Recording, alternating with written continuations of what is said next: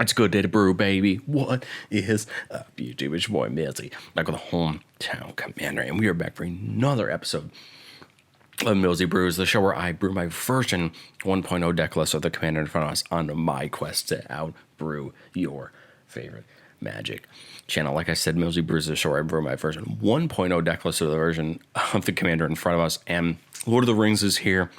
There's a lot of really cool commanders out there, and Andrew and I are trying our best to kind of thematically cover as much as we can. This first week is a hodgepodge of some fun stuff that we caught our eyes.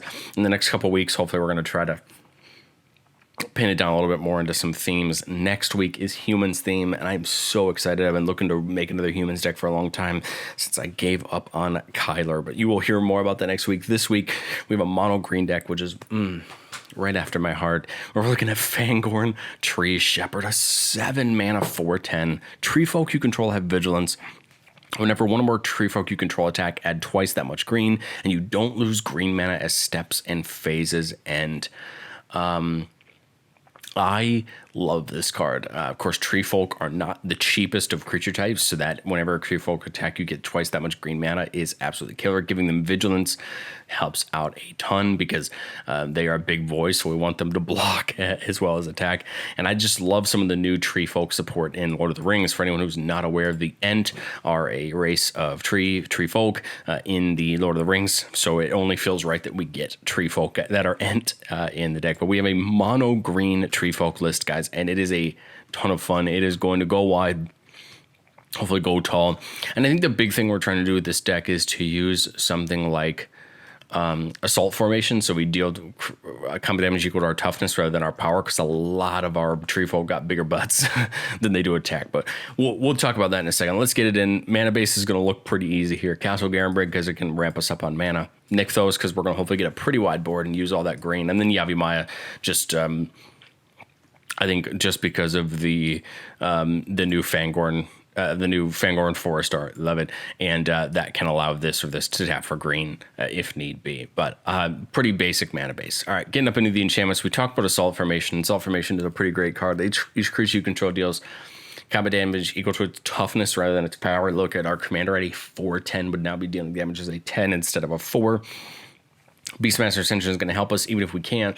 The green's going to allow a creature with defender to attack. We don't have very many defenders in the deck, and then the 3 mana to get everybody to get +0/+1 is pretty helpful because we can then pump the board. Beastmaster Ascension, whenever a creature attacks under our control, we get a quest counter, and then at 7 quest counters, all of our creatures get +5/+5. So this is going to help us just beat our opponents up, hopefully, on the ground.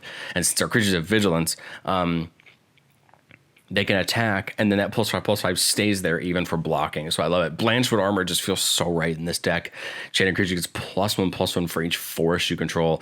I don't know. I just think that Blanchwood Armor just feels like it would be something that somebody fighting with the Ent would have the power of kind of a forest helping them out. Dormant Grove. Beginning combat on your turn, we put a counter on target creature. Then if that creature has toughness 6 or greater, we flip it over. It flips over into a Treefolk, Gnarled Grove Strider. Vigilance, other creatures control the Vigilance. Well, this is great because that gives us a second copy of Vigilance.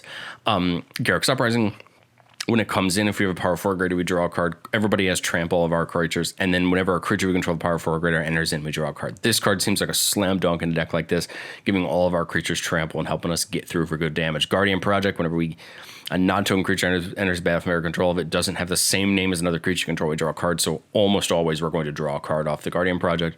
Treefolk Umbra. We get to enchant a creature. It has totem armor, so if it would be destroyed, instead we remove all damage from it and destroy the Treefolk Umbra instead. And it says enchanted creature gets +0/+2 and it assigns combat damage equal to its toughness rather than its power. This seems like a perfect enchantment for Fangorn to make it a 4/12 and dealing 12 instead of 4. Tribute to the World Tree is almost always going to draw us a card. Otherwise, it puts some counters on that creature coming in. Unnatural Growth to double all the power and toughness of all of our creatures, make them pretty darn hard to deal with. And then Wild Growth for some extra ramp. Getting up in the artifacts, and this is where it seems like pretty darn fun. This is where I think we have some really fun cards. Cage Sun, we're playing Cage Sun and Gauntlet of Power, and they both do a pretty similar thing. When it comes in, we choose a color. Creatures of that color get +1/+1, and then whenever we tap land of a chosen, when we tap land for that color, we get an additional color. So that's Cage Sun is the same as Gauntlet of Power in that sense. We got Coat of Arms to make all of our Treefolk bigger for the more we have. Emerald Medallion to reduce all of our green spells by 1. Ronus Monument to reduce all of our Treefolks by 1, but it also says whenever we cast a creature spell, target creature gets +2/+2 and gains trampled on a turn. This is a way where we could potentially start hurting some people with some of our big trees. Same thing with Shadow Spear. In here, because we just got that pretty reprint as Morgul Knife, giving a creature +1/+1 trample and lifelink. So this is even better on somebody like Fangorn if we have it with this or with the other ability, because then now it's hitting for good damage and we're gaining life back. Staff of Domination, we can gain life, untap target creatures, tap target creatures, and draw cards. This is just in here for me because if we just have a ton of green mana, we have nothing to do with it. This can draw us cards. It can do some, tap opponents' things down. This is going to do some interesting things. So figured why not throw it in there. We're playing the Party Tree, the reprint of the Great Henge, and I love this card. I'm glad that the price has finally come down on the Great Tree, or the Great Henge at least a little bit. But this is great every time a Treefolk comes in that isn't a token. It gets +1/+1 going to be draw a card. Again, the end game for most mono green decks is going to be, can we keep enough cards in our hand to keep playing with all the mana that we have? And I'm hoping that things like this and Staff of Domination and Garruk's Uprising and Tribute to the World Tree will get us to draw enough cards that we can do that. And same thing with Vanquisher's Banner, where we cast creature spell the type, we draw a card, creatures just get a flat +1/+1 again. So you can see buff the trees, draw when the trees come down. And these are the kind of effects that are going to make this Treefolk deck scary enough if we can stick on the board. I mean, a Coat of Arms could potentially end a game with a Trample Enabler. So I love it. And the more that I brewed this deck, the more I wanted to play, which is scary because I love my mono green decks. Getting up into the spells, Beast Within for some removal, Court of Calling, since we're adding a ton of mana when we attack. Court of Calling could seem pretty darn good. The cool part is that it's on attack that we get the mana, which means we could Court of Calling something out if need be. So we'll talk when we get up to the creatures on if there's anything that we'd want to Court of Calling out. Entish Restoration, kind of a better copy of Harrow or of Harrow or I can't remember the name of the other spell. The other 3 mana instant card, Roiling Regrowth, because we sack a land and go get 2 basics, but if we control a creature with power 4 greater, instead we get 3 basics. So that's great. It gives us an extra boost there. Reach of Branches, we get a token, and then whenever a forest enters the battlefield under control, you can return it from your graveyard to your hand. Again, this is another not bad way to just get some, if we have a bunch extra mana, we can just make a bunch of Treefolk. Silk Guard, hopefully we're going to have enough counters on our creatures, but if not, Silk Guard in combat can just put a bunch of counters, on the HF up to certain creatures, and then they would get hexproof until a turn, or this is a way to just protect our board or protect a certain creature if need be. Tyvar's Stand seems like a great card for combat because target creature gets +X/+X and hexproof and indestructible to end turn. So if something's unblocked, we could put a bunch of that Fangorn mana into this and just make that creature hit for a ton. This could also just protect a creature that's getting double or triple blocked, and then the World of the Tutor to help us find a creature we want. Up to the spells, Cultivate, of course, classic Green Ram. And Sphere, put a counter on target creature you control if it's power 4 greater, then that creature gets +1/+1 until end of turn and fights target creature you don't control. Well, that's great because our Treefolk are pretty big, and most of the time they have more toughness than power. So what they're going to do is be able to survive that fight, of course, unless that creature has Death Touch. Kadama's Reach for more ramp. We'll talk about Last March from the Ents and Majestic Genesis in a second. Nature's Lore for some ramp. 3 Visits, Rampant Growth for some lamp. Traverse the Outland seems a really fun ramp card in here. We search our library for up to X basic land cards, where X is the greatest power among creatures you control. Put them all in the battlefield. That's just going to open up the gates as far as mana goes. Turn Timber, Symbiosis. Look at the top 7. Put a creature on the battlefield if we want. It has 3 or less. It gets more +1/+1 counters. Then we put the rest on the bottom, or it can be a land on the backside. So I love a card like this. If we have the extra mana from Fangorn, we use it. Otherwise, we just put down the land. And then we have Overrun. Creatures you control get +3/+3 and trample under turn, and then Overwhelming Stampede. Creatures you control gain trample and +X/+X from the turn, where X is the greatest power among creatures you control. We don't need to play Triumph for the Hordes because I think Overrun and Overwhelming Stampede are probably just going to end the game. The only downside is we don't have anything to give anything haste. So we could play Concordant Crossroads, but we're not. So that would be the only thing, but I think we're fine with that. So let's start with the 2 big boy green spells, both of them 8 mana. Last March of the Ents, the new one from the set, is probably one of my favorite spells from the set. The spell can't be countered right off the bat. You draw cards equal to the greatest toughness among creatures you control. So if Fangorn's out, that's automatically 10. If not, it could be more. You put any number of creature cards from your hand onto the battlefield. That is huge. Like I said, with the Trampler, maybe that'd be even better. Maybe the more we think about it, something like Concordant Crossroads should come in. And then Majestic Genesis. For the top X cards you live, where X is the greatest value amongst commanders you own on the battlefield in the command zone. Now, Fangorn is 7, so it's going to automatically be 7. Reveal the top 7. Put any number of permanents from among them on the battlefield. Put the rest on the bottom. So any creatures, any artifacts, creatures, enchantments, or lands are going to go on the battlefield. Everything else goes on the bottom. That seems pretty darn good as a way to set up for maybe a bigger turn where we overrun or overwhelming stampede. All right, well, we'll talk about our Planeswalkers in our battle in a second. Let's slog on through the creatures. Battle Wand Oak, 2 and a green for a 1/3. Since whenever Force comes into play, it gets +2/+2 on a turn. And then whenever you play a Treefolk spell, it gets +2/+2 on a turn. If we have this out and we take a pretty big turn, this could certainly hurt. Boska Banneret, Treefolk, and Shamans cost 1 less to cast. There's a lot of these in the Lorwyn block of these creatures that reduce things. So this is just great. It's going to help reduce all of our Treefolk. Dauntless Dower Bag. Its power is equal to the number of force you control plus the number of Treefolk you control. This is going to get huge. And then it has trample as long as you control another Treefolk. Again, it's going to get huge and it's going to hurt. Dungrove Elder. Power toughness equal to number of force you control. So again, you're seeing some of these Treefolk are going to certainly get pretty big, and this one has hexproof. Ezroot Channeler says creature you control costs X less to cast, where X is the amount of life you've gained. This turn we can tap it to get 2. That seems pretty good. It's going to do a pretty good job at making things a little bit cheaper. Generous Ent, 6 mana comes in and gets us food, and has force cycling for 1, so we can pitch it to get a for 1 mana to get a force into our hand, which we honestly might end up doing if we run out of lands or need something else. But if not, it's just a 5/7, not too bad. Gaspark Twins can block an additional creature each combat. It's a 7/7 body with trample, pretty darn good. Colonian Twin Grove, again, power and toughness equal to number of force we control. Now when it enters the battlefield, we put a green Treefolk warrior creature token on the battlefield with power and toughness equal to number of force you control. So again, you can see we have a couple of these creatures that are just going to get huge depending on the number of lands we have. Leaf Crowned Elder. Being your upkeep, you may look at the top card. If it shares a creature type with Leaf Crowned Elder, you may reveal it. If you do, you may pay it without paying its mana cost. This is great because we can get some of these Treefolk down for cheap or zero, for 0, and help build our board up. Orchard Strider, 6/4 with food when it comes in, and just basic land cycling for 2 again. So I like these Treefolk that if we have too many or we really need a land, we can pitch them and get a land with the cycling. Orchard Warden, 6 mana, 4/6 when a Treefolk comes into play under your control, gain life to that creature toughness. Here we go. This is kind of the Verdant Sun's avatar, which is a dinosaur that does something very similar to this.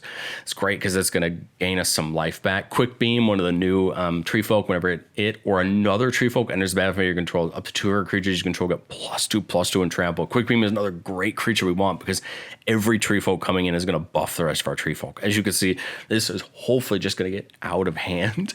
Rootless View. Whenever it dies, or Rootless You, whenever it dies, search your library for a creature card with power, toughness 6 or greater, which is going to be probably most of our deck. Reveal it, put it into your hand, and shuffle. We can get Quick Beam, we can get a lot of different things. Seed Guide Ash, whenever it's put into a graveyard from play, search your library for up to 3 forests and put them on the battlefield tapped. That's pretty great.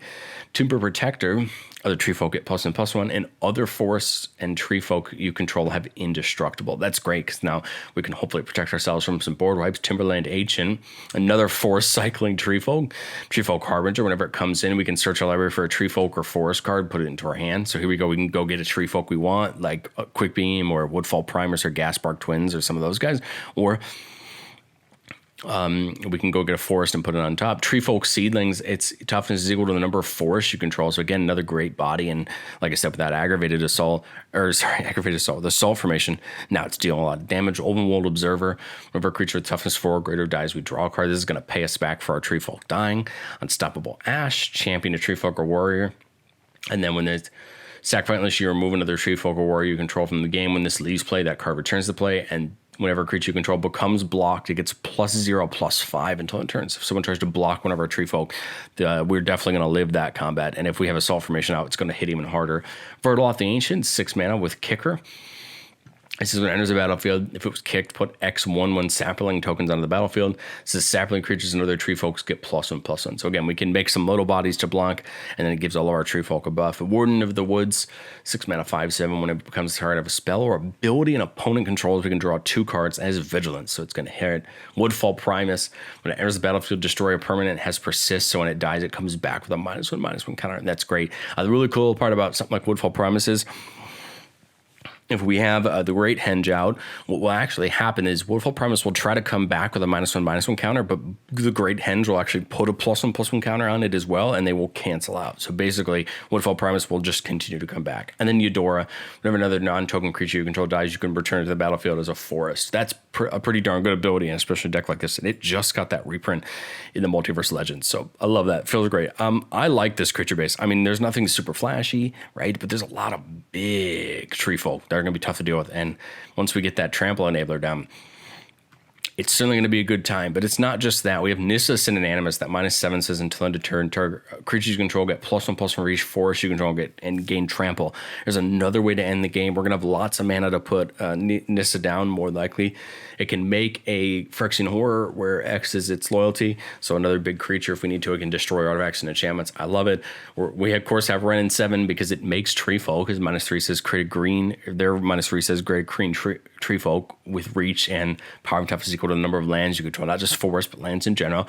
It can get lands from our hand onto the battlefield.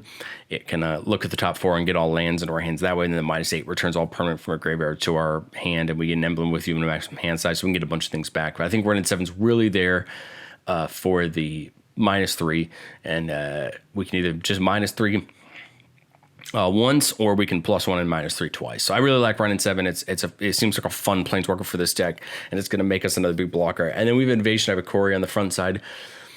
Search your library or you search your library or graveyard for a non-human creature card with mana value X or less and put it on the battlefield, so we can go get something really good that we want from this pile, which would be pretty darn good.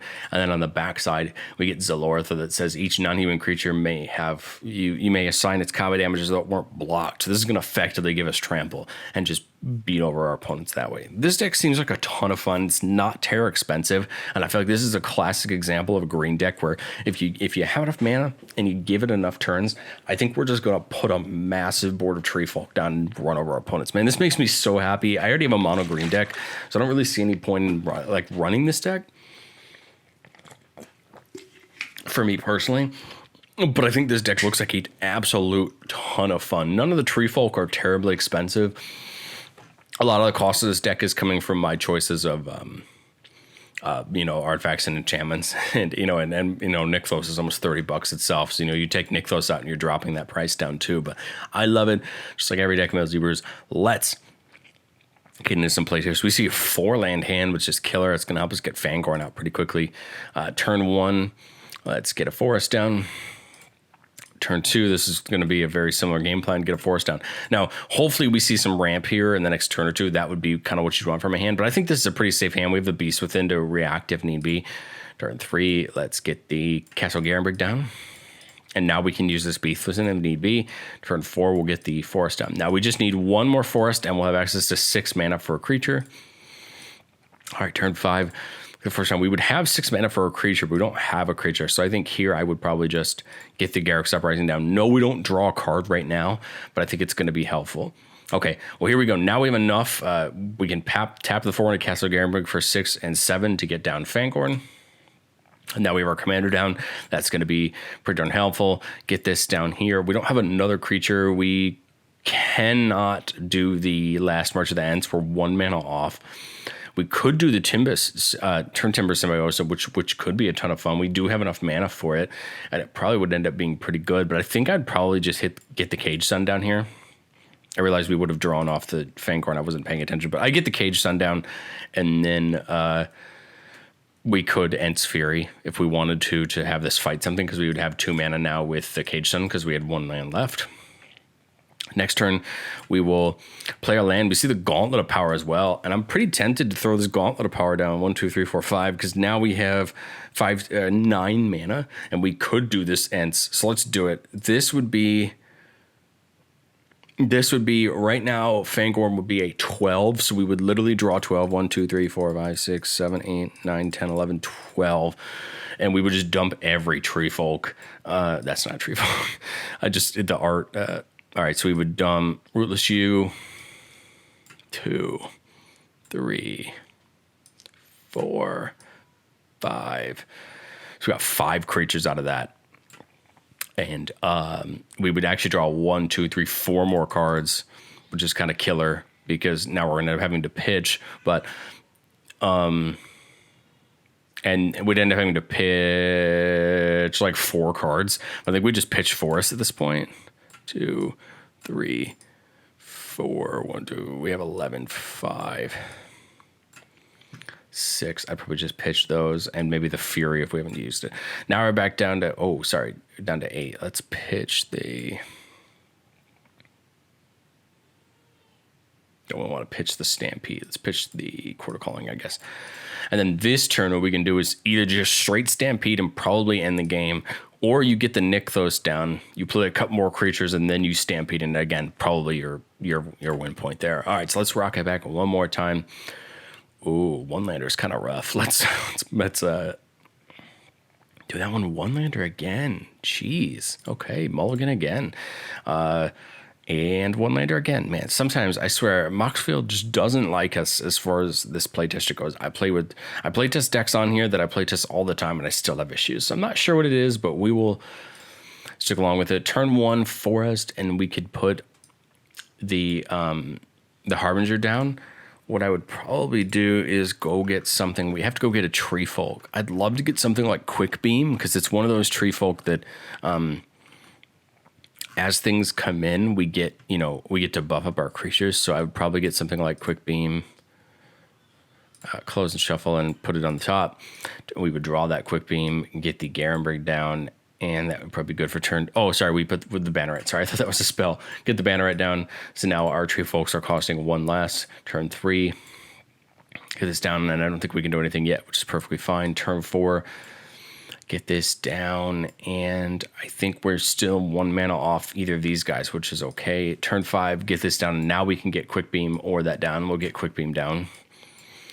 Turn 6 now, get this down, get Fangorn in, just to start helping us out. We get attack with 1 or 2 of these two, because when this comes in, we can give both of these +2/+2 with the Quick Beam. We could swing, maybe hit some different people. That would net us 3 mana, which we could then use to play this Rootless Spirits. And then now when the next turn we untap, hit this down, get the Unnatural Growth down now, and now we could potentially just hurt our opponents. I wish we had a Trample Enabler, but we don't, which kind of stinks. One more turn, get the Seed Guide Ash. I'd probably get the Primus down, again, flip the +2/+2 and Trample, and swing in. And this Rootless the Seedlings is a 1, 2, 3, 4, 5, 6. It's a 2/6, so it's going to be a 4/12 in combat. So that's not too bad either. But okay, so as you can see, we probably need another Trampler Enabler there. Maybe the Overrun effects or something. We need a couple more. But you could see that the deck is going to be hard to attack into, because you got a lot of blockers, the big butts, and it's going to block really well. But let me know what you guys think down in the comment section below. Like if you like the Treefolk, subscribe for more Lord of the Rings content. Andrew and I got a bunch coming up, including Humans Week next week. I am so excited to make a bunch of Humans decks for you guys. It's a Tribe I Love brewing, and we have some really fun stuff coming next week, including the strongest deck I've ever put on the channel. So be prepared for that, and I will catch you guys next time.